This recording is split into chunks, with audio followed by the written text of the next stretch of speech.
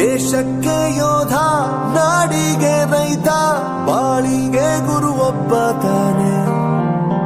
ಅಕ್ಷರ ಕಲಿಸೋ, ಅಜ್ಞಾನ ಅಳಿಸೋ, ಅವನೂನು ಅನ್ನದಾತಾನೆ.